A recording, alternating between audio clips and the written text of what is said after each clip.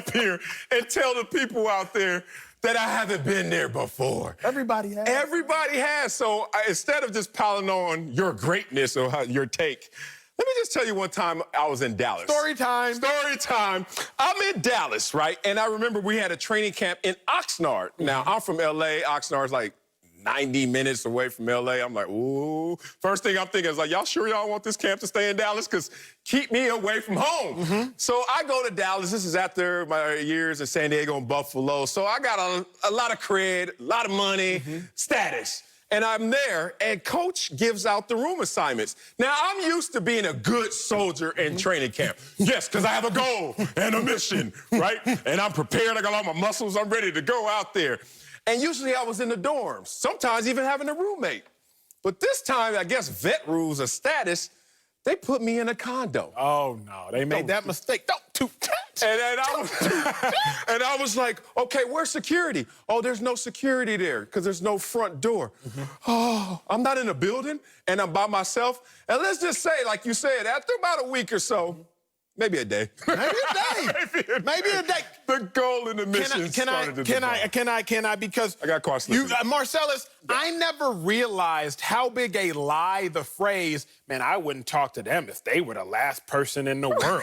I never realized how big a lie that was until I went to Mobile, Alabama. Story time. Story time. I go to Mobile, Alabama for the Senior Bowl. It's an all-star game after college, and I'm there in the Senior Bowl, and I'm in Mobile, Alabama. I'm like, what in God's name am I doing in Mobile, Alabama? But nonetheless, you first show up and you're good. You're to use a biblical phrase, your loins are girded. You know, you're on alert. Let's come to America.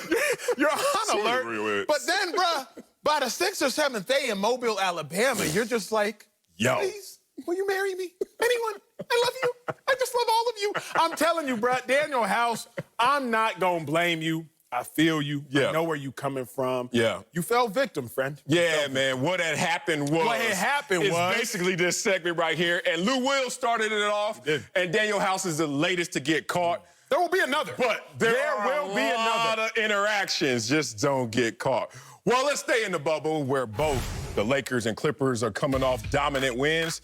The Lakers can take a commanding 3-1 series lead against the Rockets with a win tonight without Daniel House, while the Clippers are just one win away from their first trip to the Western Conference Finals in franchise history. Ooh, I love it. Acho, your boy even got a shout-out during last night's win. Take a listen to this. Still don't see Billy Crystal in there. Clipper Darrell, our former colleague at ESPN, Marcellus Wiley, another Clipper fan. I mean, I told you your boy had status back in Dallas and still got a little bit left. Joined now by a guy with tremendous status. My dog. Former NBA champion and Fox NBA analyst Tristan Thompson. So, Tristan, who looks better right now, the Lakers or my Clippers? Well, Marcellus, I knew you were gonna say Clippers, so I'm gonna just, I'm gonna stick strong and hold strong, and I'm gonna say the Lakers. Come on here now. you go. LeBron it's not even a question. It's the Lakers. No, let me explain to you why. I needed myself. Explain to you why. First of all, the Rockets are a tougher opponent than the Denver Nuggets, and here's why. First of all, the Rockets have 2 league MVPs in Russ and James. Second, that the Rockets are playing small ball, which is we've never seen done for a long period of time. We've seen it in stretches, but for a long period of time, we haven't seen that. And the reason why it's tougher for the Lakers because, first of all, the Lakers lead the league in blocks. I think it's about around 7. If you round it up, it's like 7 blocks a game. So that's a big part of their defense.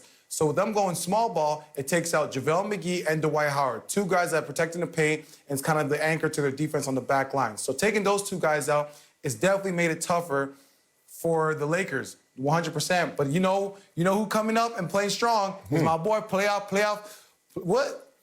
Rondo. Oh. Marcellus, you thought it was old hand-me-downs. I told you, he come ready to play. You see that?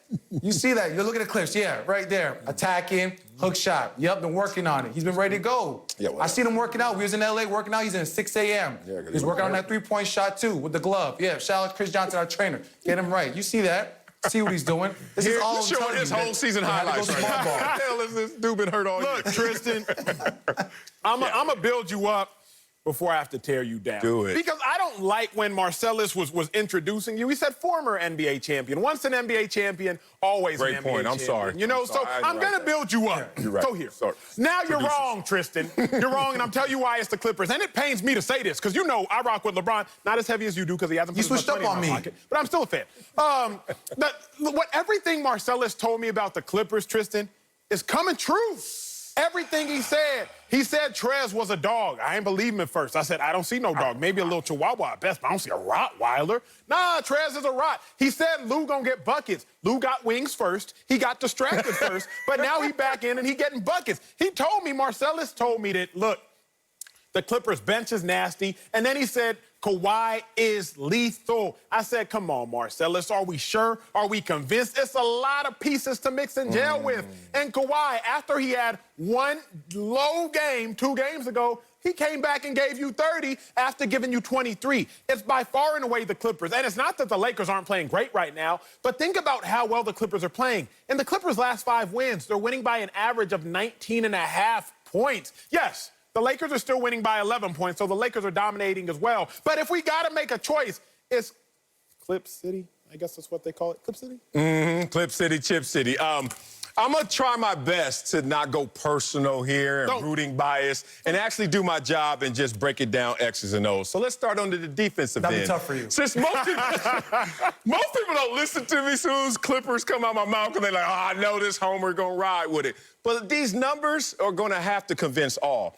We're playing against the Denver Nuggets, who we're holding under 100 points a game, right around 99. This is a team that averaged 110 points in the first round, 111 during the regular season. So that defense is showing up. Jamal Murray used to be the hottest dude on the planet. What happened? Until he saw them Clippers, went from 31 points per game, 55% from the field, to 17 points a game and 38% from the field. And then everybody's going to say, what about the offense? And everyone's going to look at the Lakers. And let's be real, the Lakers are balling, especially offensively, and the dynamic duo and the carousel of others. I respect that. But the Clippers are #1 this postseason in both points per game, 119, #1, and field goal percentage ahead of the Lakers. So, we are at that whiteboard again, trying to draw up how to attack the Clippers. And you have nothing to write on that board. This team, when they come in locked, loaded, and motivated, those are your champions. Okay, yes. I see you coming with the stats. Let's bring some of these stats right now. First of all, first victim is Acho. Acho, you came with those stats with the last 5 games. Mind you, no Porzingis. Okay. So let's remember that. That's fair. No Porzingis. That's a big loss for Dallas. So now Dallas, you're out the way. You're fishing. So now we go now to the Denver Nuggets. Denver Nuggets played a 7-game series against a tough Utah team, going down to the wire, multiple overtimes. There's something called fatigue, fellas. Fatigue. And you guys know that. Let's say if you guys say football reference. You get a stop on defense, and then the offense come out, and then a quick interception. And you're like, dang, I'll take this mask off, this air mask, I'll get back on the field. Yeah, tired and fatigued. And as the game goes on, I'll see that the Browns game was at First Energy Stadium. I see it sometimes here and there. So that's what I'm saying. Fatigue is definitely a factor now. You cannot tell me sitting and watching these games that it doesn't look like the Denver Nuggets. They're fatigued. They're tired. Yes, Jamal Murray was playing amazing, 50 points, 40 points, but it's fatigue. It doesn't help the fact that you played against some dogs, but they're playing against a team that is fatigued and not playing at the best of their ability because they're tired. And that's just life. Usually in the playoffs, you get a week off, 4 days off. These guys are playing every other day, something like that. So come on now. Look at the Lakers. Yeah. Sharp, ready to go against one of the best offensive teams in the league in the Rockets. Small ball lineup. Can't play your main defensive guys and still get in the W. Oh, yeah, man, that travel got them fatigued right now, going cross-country between the... Oh, no travel? Fatigue what? There's nothing to do. You're in a bubble. You have 48 hours between games. Ice and sleep. Stop trying to be Daniel House. That's the issue right now. I don't want to hear about no fatigue. Here, Tristan, in conclusion, Tristan, I'm going to tell you this, why you're wrong, and I'm going to let the world understand and digest this point.